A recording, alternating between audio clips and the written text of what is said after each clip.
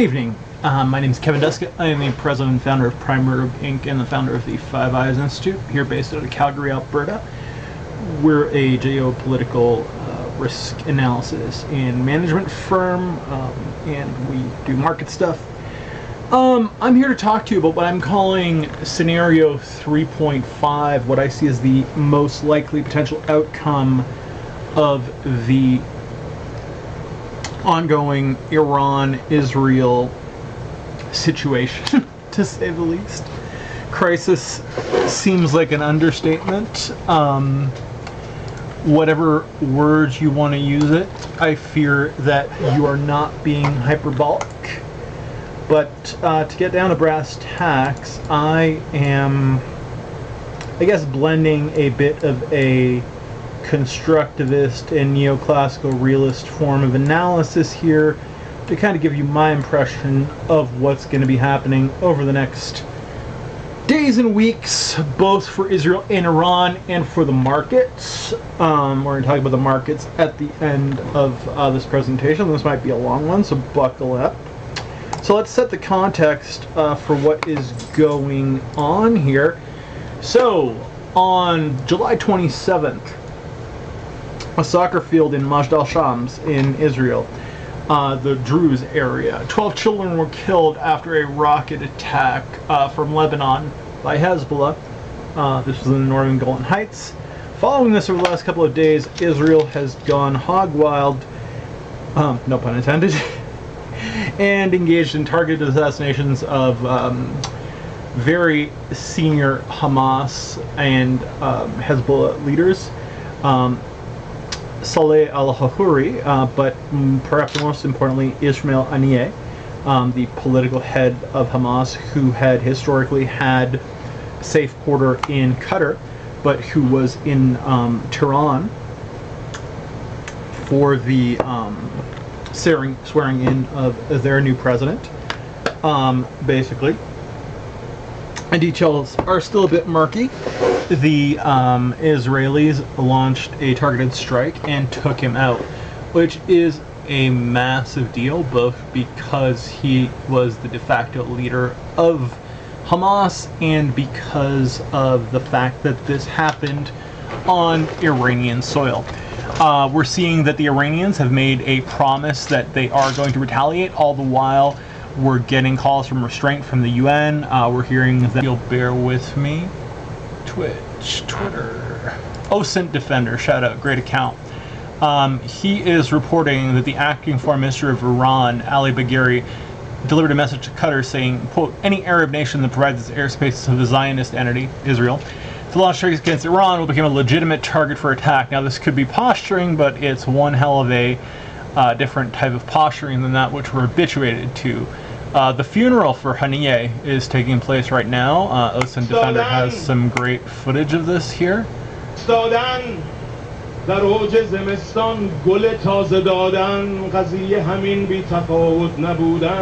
some feigned crying here. Maybe some of it's even real. But you're going to see it's taking place in a pretty big venue. یعقوب فقط یه پسر از دست داده بود پسرشم زنده بود و انا رأیت ابی و جماعت اهل بیتی یذبحون حولی ولی من دیدم بابای غریبم برادرم عموی. This is the area in which he was taken out. So very, very surgical strike by the Israelis, which is not unsurprising given their history. But back to what we're talking about. What we're going to be doing here is analyzing potential outcomes and then talking about what they might mean for the market. This is kind of our wheelhouse here at Prime Rogue Inc., geopolitical analysis and what it means for markets. So basically, we use diverse sources, OSINT, and others to basically take a look at events in real time, use past trend lines to try to predict the present and the future. We use a lot of red team type activities to develop scenarios based on current geopolitical dynamics, history, analogies, etc. This scenario here, this analysis has been based on some wargaming that we did with a few other folks here. So we're going to we obviously did some stakeholder analysis, looked at the histories, the motivations, capabilities of Israel, Iran, Hezbollah, Hamas, and other global players that are involved, and we've been monitoring the situation since it began unfolding. So we have 5 potential scenarios, 1 to 5, with scenario 1 being the least bad, scenario 5 being the worst, scenario 3 being down in the middle, and the most likely. Scenario 1, limited retaliation by Iran. Basically, Iran continues to use its proxies to carry out a retaliatory strike against Israel. This would mean Hezbollah or other groups. These strikes are basically minimal and symbolic. They target military installations or low population areas. And it's basically to demonstrate that Iran is responding without, escalating into a full-scale war. So we'd expect to see short-range missile attacks from proxies, maybe some minor cross-border skirmishes, nothing like October 7th. And in response, Israel would engage in the same type of targeted airstrikes that started this whole mess on proxy launch sites and on leaders. In terms of impacts, this would cause minimal disruption. It would be, potentially a drawdown from what's currently going on. From the regional level. Internationally, we would expect basically some brief condemnation of either side by the international community, but nothing massive. Iran's motivation in doing this would be basically to avoid a larger conflict, which they got absolutely whooped, all the while saving face. Israel's calculation would basically demonstrate the potency of their defensive capabilities and basically show their resolve without broadening the conflict. This is the ideal scenario for Israel. Unlikely to happen considering the precedent that Iran set when it sent that drone swarm to Iran. Highly unlikely that this is going to happen. It's just too little of a response from the Iranian side, and the Ayatollah's already boxed himself into a corner in terms of what he said. Scenario 2, to which we ascribe a medium level of likelihood, is prolonged skirmishes in the region. Essentially, low-intensity conflicts along Israel-Lebanon border, Israel-Syria border. So again, proxy forces in Syria as well as Hezbollah in Lebanon would essentially engage with Israeli troops. We've been seeing a lot of that on the northern border of Israel, with Hezbollah using anti-tank munitions and rockets to take pot shots at the Israelis, causing some casualties, but nothing massive. Goal of this would basically to keep the conflict simmering without, triggering regional war. Again, so we expect to see very similar actions, except at a heightened operational tempo. So we are talking about controlled but frequent rocket fire, potential ambushes of IDF troops, and even incursions into border areas. Again, probably not large-scale operations like October 7th, but getting higher up there at the tactical level. Israel would heighten its game as well. They'd respond with airstrikes against proxy strongholds throughout the region, top-notch border surveillance, and they'd probably be building up defensive fortifications. In terms of effects, I think this is pretty much where we're at now, which is why I see it as an unrealistic short-term game plan, or status quo. That's the wrong word. Sorry, it's late. Essentially, we'd see local violence, which affect local communities, cause local disruptions, primarily in northern Israel, probably throughout all of Lebanon, including into Beirut. Again, we'd have periodic international attention. The U.S. would probably be sending support. We might see limited evacuations of foreign nationals from Lebanon, but nothing crazy. This, again, would be Iran trying to exert pressure on Israel to basically showcase its own power and to kind of save face in relation to what has just occurred. Israel's goal would basically just be containment and deterrence, minimizing casualties, and Israel doesn't want a war. It's pretending it does. It's posturing like a little chihuahua, but no. Israel does not want a war. This is scenario 3, what we wargamed as the most likely of the potential scenarios. Let me move this around a little bit here. There we go. How wonderful is that?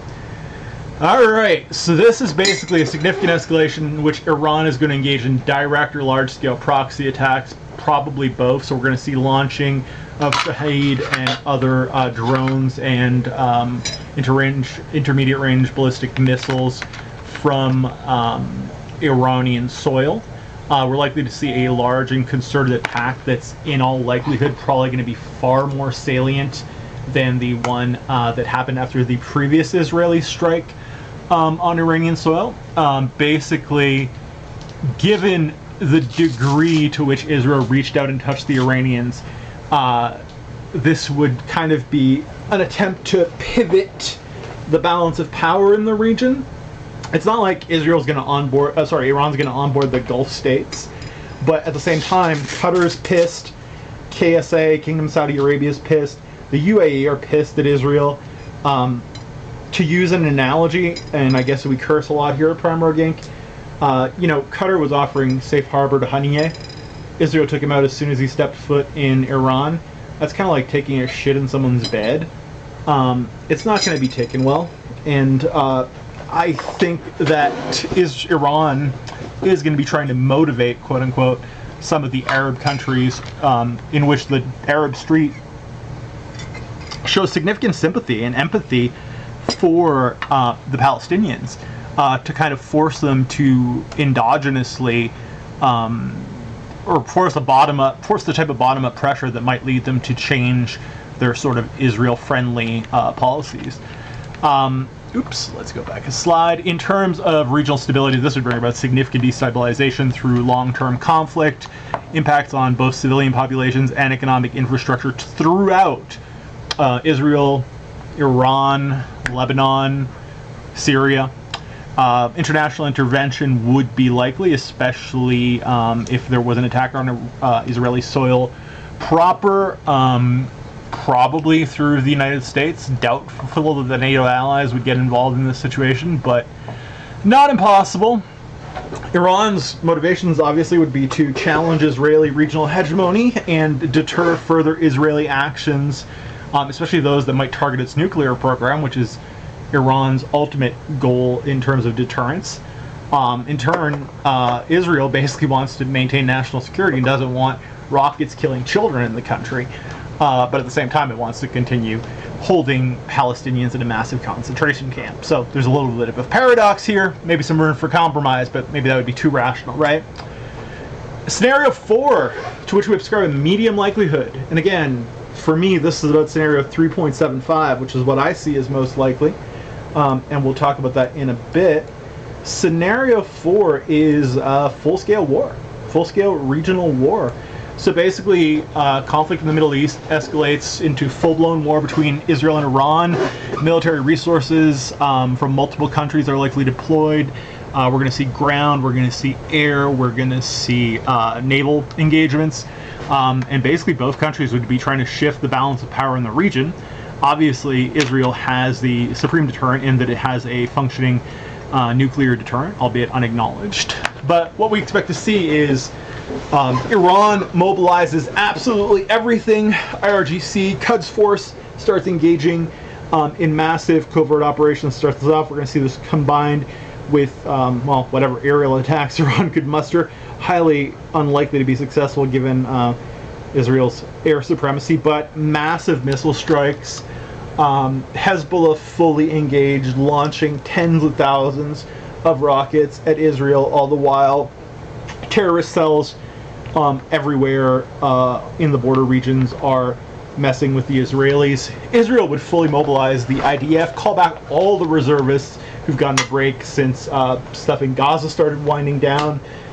Air and missile defense, it's likely that a lot of stuff that's been deactivated would be reactivated. Systems would likely get overwhelmed, and what would likely lead to the type of spiral model that Robert Jervis talks about is the fact that we'd see likely preemptive strikes in both, in Lebanon, Syria, potentially Iraq, and Iran against Iranian facilities, especially rocket launch facilities. This would cause major regional destabilization. likely to spill over into the entire region, hit the global market like a massive hammer, especially in relation to oil. Major powers would surely intervene, the United States and more likely NATO than in scenario 3. Iran, basically, his motivation in this is to shift the status quo of the Middle East, tell Israel that it can't keep getting away with what it wants to, and that Iran is there to stay. Israel basically sees Iran, especially if Iran gets a nuclear capability, as an existential threat. So its goal would basically be to completely silence Iran and its proxies and bring about long-term national security. Finally, scenario 5, the most violent and least likely, World War III, basically. This regional conflict escalates beyond the Middle East. China, Russia, everybody gets involved. Multi-front global war. Basically, we have this geopolitical moment of transition from bipolarity to multipolarity that's occurring right now. The premise here is that Russia, as if it didn't have enough on its hands, starts trying to take advantage of this, gets involved. China starts messing around with Taiwan. The Americans get overstretched. NATO gets pulled in. We have war on multiple fronts. It's global calamity. Major disruptions to international relations. Global trade is destroyed. Oil and gas markets are wrecked. There's a risk of nuclear engagement, even, given the number of nuclear armed countries that would be involved. And cyber warfare, especially potential attacks against grids, would be massive. But the likelihood of this occurring is extremely low. The stakes of the conflict, and I'll get into this, and the value of Israel as a regional partner for the United States has been in decline for a long time now. So this is an extremely unlikely scenario. In fact, where Prime Rogue predicts, or Prime Rogue lays, is what I call scenario 3.75, which is the brink of full-scale war. So we're talking about something between scenario 3, in which we had regional conflict, and full-scale war, leaning more towards full-scale war. So I'm seeing a scenario in which we have intense escalation involving ground, air, and sea assets that would go beyond regional conflict, but all evidently fall short of having multiple fronts open, as scenario 5 would talked about. But we'd see massive military engagements, probably not that much ground stuff unless it's special ops, considering the distance between Iran and Israel as the crow flies. But from air and sea and terrorist perspectives, or paramilitary, we'd be seeing a lot of action. And this is what worries me, the potential involvement of other Middle Eastern countries, Saudi Arabia, UAE, Qatar, Turkey. Turkey's already talked about intervening in Israel. Saudi Arabia, I mean, KSM, has been trying for some rapprochement, getting closer with Israel. But Israel, and especially Netanyahu, is not making it easy. Netanyahu is imposing significant audience costs on all of these Arab states because of the manner by which there is such sympathy and empathy for the Palestinian street on the Arab street. So we could see these countries getting involved. Turkey's a NATO member. If Turkey started messing around and there's no love lost between these countries and Iran, don't get me wrong, but these countries have to placate their domestic populations. And it's in that respect that the potential for involvement is there. And I'm not talking full-scale war like 73 between them and Israel, no. But the potential creation of a coalition of Arab states to engage in quote-unquote peacemaking activities, that is not something that I see as being beyond the pale. And should that occur, the reaction of a man who's as... what's the word I'm looking for? As... I want to say demented. Demented is not the wrong word, but as desperate as Benjamin Netanyahu, I don't know how he would react to that, because as we're going to get into in a little bit, I mean, a lot of what's going on in Israel right now is taking place for domestic consumption, especially because of the fact that if it wasn't for October 7th and the, a love affair of its followed, there's a strong chance that Netanyahu would either no longer be in charge, or that he might be on trial. Well, actually, I think he definitely would be on trial right now. What are the potential implications of scenario 3.75? Well, we might see China and Russia playing a bigger role in the region against Israel in all likelihood, albeit who knows at this point. The Biden administration is no longer selling 2,000-pound bombs to Israel. Canada's completely shut off weapons sales. A lot of other countries have as well because of Israeli atrocities in Gaza. So it's hard to tell what the actual end game might be, but I think we'd see a lot of the BRIC countries either engaging in opportunism or attempting to sow chaos through the region.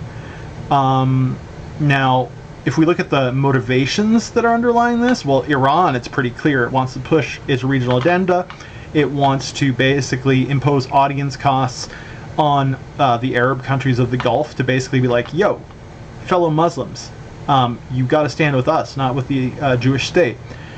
Israel basically would want to wreck Iranian influence, possibly bring about regime change. And it's not like the Iranians are in love with their regime.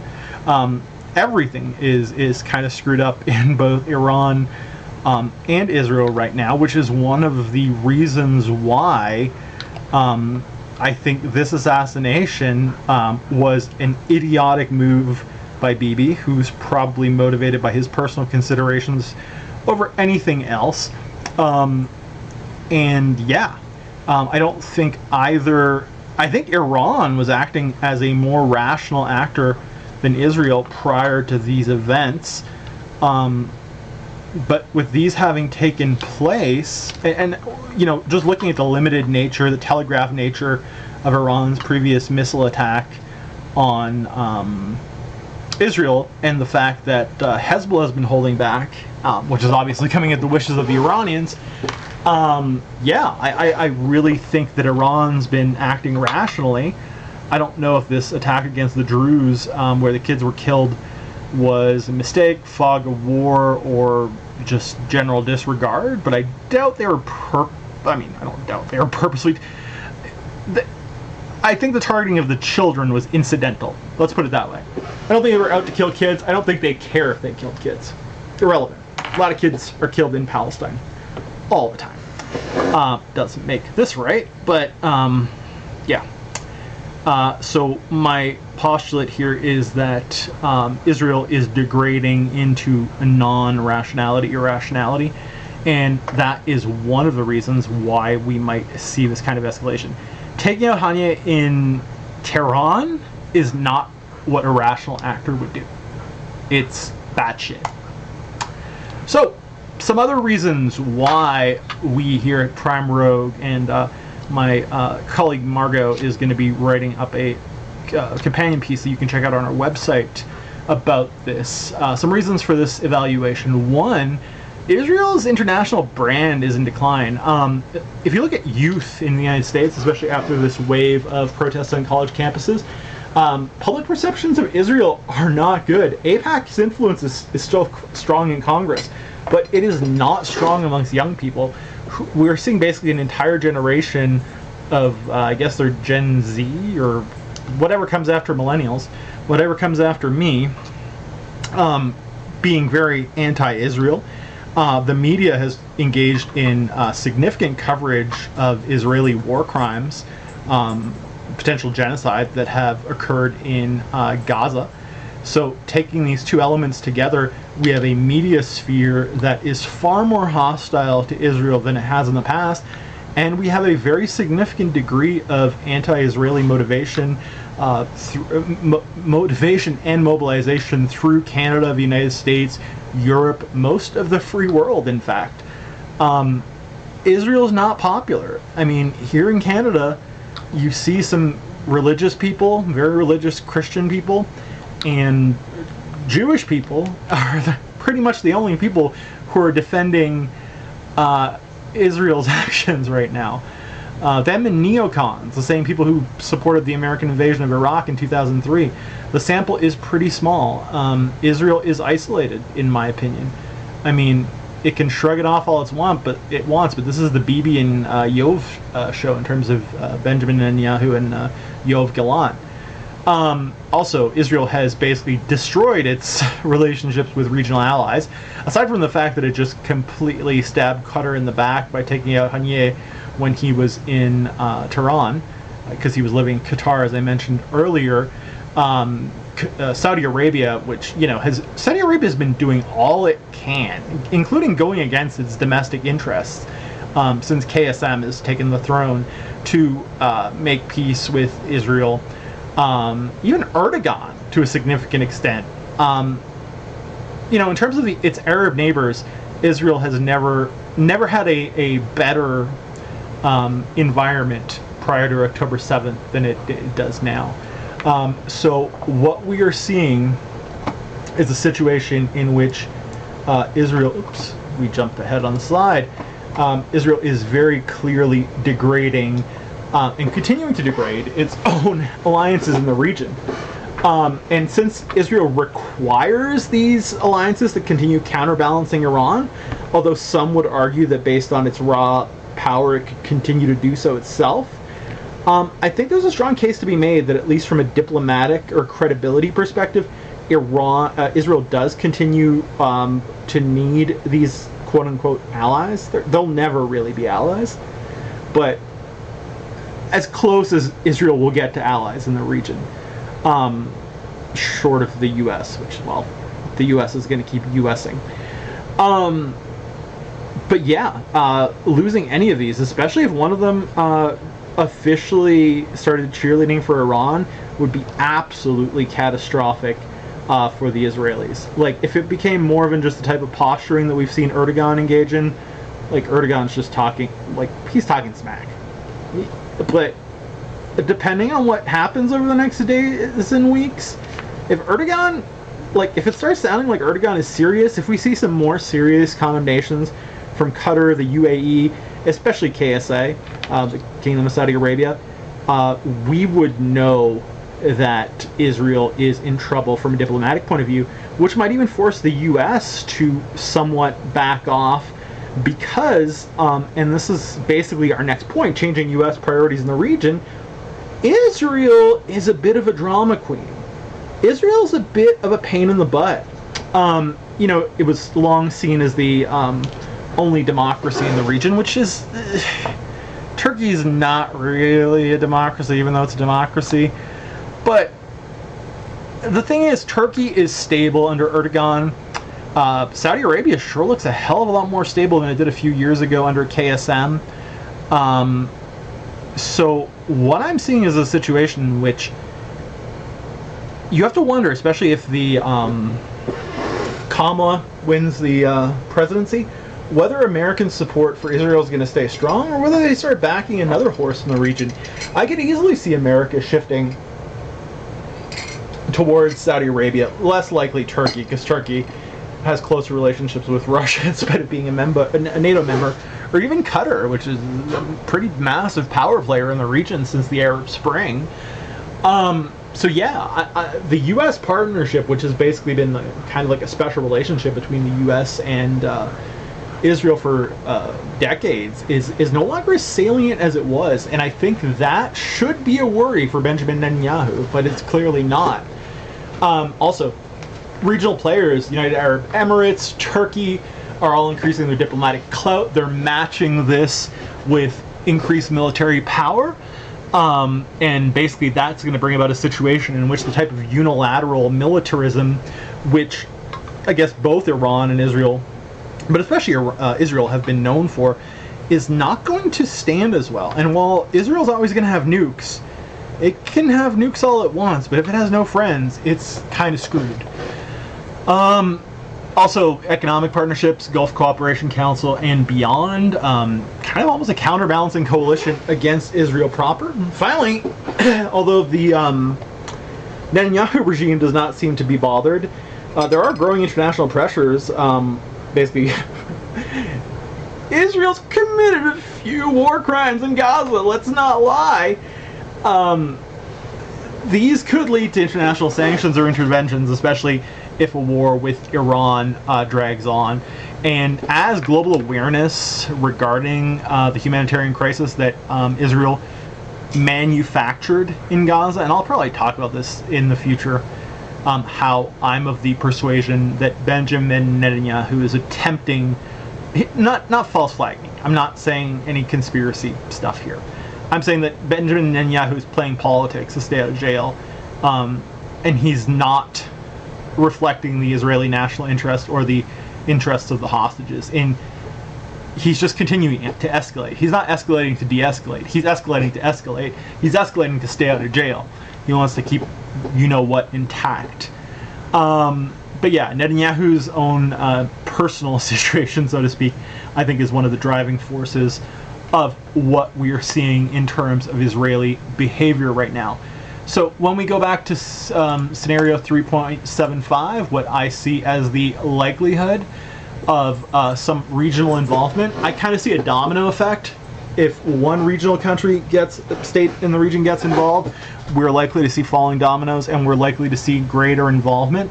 A lot of this could be tied to pressure on the Arab street. Pro-Palestinian demonstrations have already taken place in Jordan. They were repressed a bit by King Abdullah, but nothing too crazy. Like these rulers have realized since the Arab Spring that they can't play stupid games and win stupid prizes with their domestic populations, at least not to the extent that they used to be able to.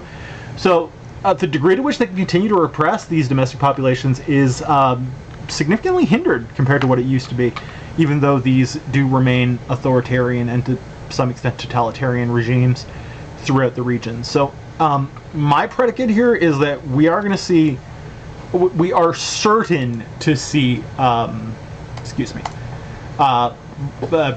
major regional conflict, direct conflict between Israel and Iran with multiple instantiations. It's going to be recursive. Full-scale war? That depends. The U.S. getting involved is not going to bring about full-scale war. If for some reason Russia is like, oh, we don't have enough to do in Ukraine, let's mess around more than like sending some stuff it doesn't need to Iran, then, it's possible we could see involvement, but I see the most likely path to escalation as being from the Arab street, relating to pro-Palestinian pressures, public demonstrations, kind of like the Arab Spring redux, if you want to look at it that way. So now that we've talked about our reasoning, let's look at what this likely means for markets. And it's kind of bleak, folks. These are my predictions. If scenario 3.75 plays out, we're going to see a 20 to 30% surge in crude oil prices within days that could go up to 40 to 60% because of supply disruption fears. This would involve major impacts on Brent and WTI, meaning longs would be very, very pleased with the situation. We could expect a significant bounce in renewable prices and investments by governments. I'm long on quite a few renewables in various markets. I think it's a rational position to hold, but I also, and this is not investment advice, mind you, do your own research, etc. But I think that conflict in the Middle East would surely accelerate R&D and marketization in the renewables world. In terms of the stock market, if we're combining this with the uncertainty that's surrounding the American election and what I see as significant macroeconomic indicators that America is headed for a recession, Canada as well, once this started happening, I would predict a 5 to 7 to 10% drop in the S&P and the FTSE, and markets that are even closer. The Tadawul in Saudi Arabia, I forget what the UAE's market is called. They would basically see double-digit declines within days. Flip side, upside, whatever you want to call it, gold. I'm not one of those people that normally harp on about gold, but I could see gold doing some major things. Crypto, too. I am sick and tired of crypto. Well, I'm sick and tired of crypto people. But Bitcoin is already, I'm pretty bullish on Bitcoin's price. and some of the altcoins too. Solana is having its moment right now, although I think that's a flash in the pan. But Bitcoin, I think, would surely continue to bounce. So we're going to see people going into gold, people going into crypto, and we actually are probably going to see U.S. Treasury yields fall because investors are basically just going to move the hell away. In terms of FDI, crazy. We're going to see 25, 35% decrease year over year in FDI into the region. Israel is certainly going to enter a full-blown recession. I can't believe it's not already in one. But then again, the diaspora does, the diaspora does what the diaspora does, right? We would likely see this foreign aid being redirected towards Southeast Asia, Northern Europe to a lesser extent, Eastern Europe, surely. And basically, it would be a situation in which multinationals would just be reducing their exposure to the region just because it would not be rational to do business there. They'd be building up alternative supply chains. So it's likely that any disruption in the region might actually have very serious long-term consequences for previous Middle Eastern elements of their supply chains, because I could see permanent abandonment taking place just because, well, it's irrational.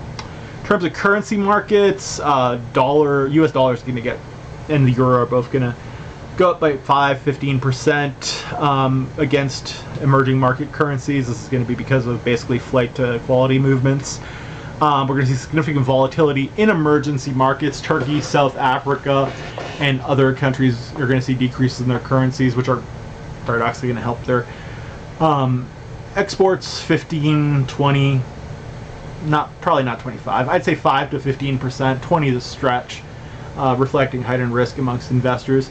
In terms of economic policy, central banks, notably the Fed, the ECB2, would probably have to introduce emergency liquidity, cut interest rates, 0.25, 0.5, 0.75, maybe a full point, basically to counteract any market panic if we see this 5-10% drop in equities. And governments would likely start engaging in some stimulus, especially in the affected region. This could go up to 2 to 3% of GDP. And again, Israel's on the brink of a recession, and no one even realizes it. Lebanon's economy is held together with, they can't even afford duct tape. I don't know what's going on in Iran. Actually, I do know what goes. It's hyperinflation. I talk to a guy from Iran pretty regularly, I mean, I'll be honest with you. If he wants to have meat, a pound of ground beef here in Calgary, like regular non-organic ground beef, is probably like $7. I'm not out of touch. I was at the shop. I was at the store today. I just didn't buy ground beef. I know that sometimes they do. It's getting very expensive because now sometimes they do like the 4 for 20, 4 packs of meat for 20, and they're all about a pound. And instead of just doing ground beef, they're doing ground beef mixed with pork, kind of like a meatball mix, non-kosher, haram.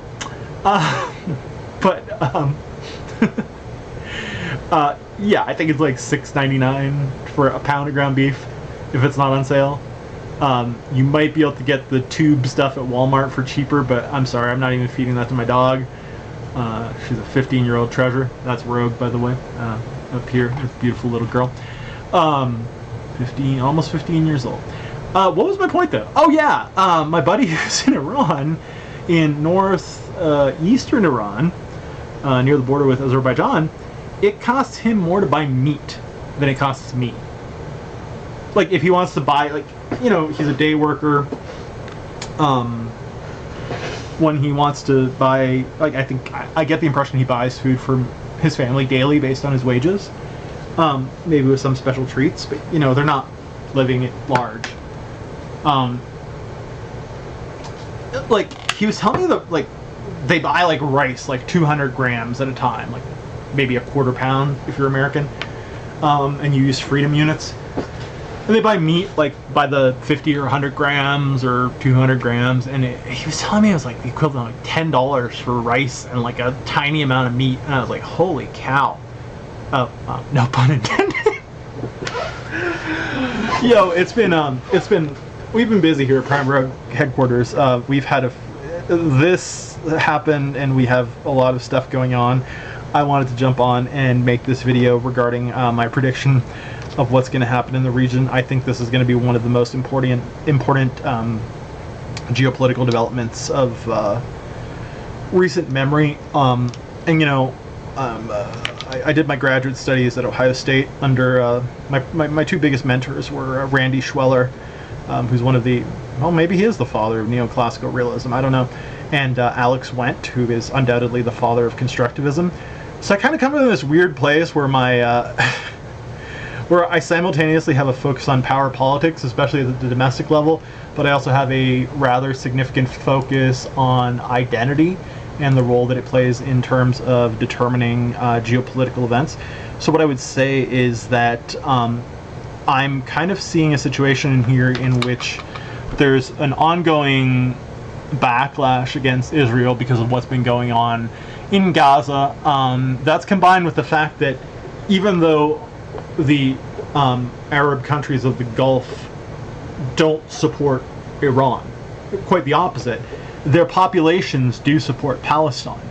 And the logical inference that we need to make from that is that if these populations put the same type of pressure that we saw in 2008, we really might see mass protests on the street against Israeli treatment of Palestinians, then the Lebanese, and then by proxy, it'd be like, why are you messing with Iran? And it wouldn't be because out of solidarity for Iran, it would be out of a combination of hatred for Israel and support for the Palestinians. And I see that as the most likely mechanism of escalation for bringing additional parties from the region into the conflict. And that's why we are talking about scenario 3.75. Really, it's a question of domestic power dynamics, like Randy would talk about, and collective identity, like Alex would talk about. And I think the collective identity of Muslims, notably as it pertains to the Palestinian issue and Palestinian repression, in a context where Israel and Iran are in a full-scale shooting war, is incredibly likely to bring about the types of street protests that we saw in Jordan when Israel started its incursion into Gaza. These were repressed, but there's only so much repression that can be done after 2008. So that is that. Margot, who's a relatively new hire here at Prime Rogue Inc., a junior analyst, is going to be doing a broader write-up of our economic predictions regarding scenario 3.75. That's going to be up on the website at primerogueinc.com. The link's going to be in the description on YouTube. If you've enjoyed this content, you are free and welcome to give us a like and a subscribe. We post regularly now, and yeah. So again, I'm Kevin Duska Jr., president of Prime Rogue Inc., founder of the 5IS Institute. Thanking you for being with us. Stay safe out there, and yeah, these are unprecedented times for us younger folk, and this is likely to be the largest disruption to Middle Eastern politics since the Gulf War. So govern yourself and govern your portfolios accordingly. Cheers.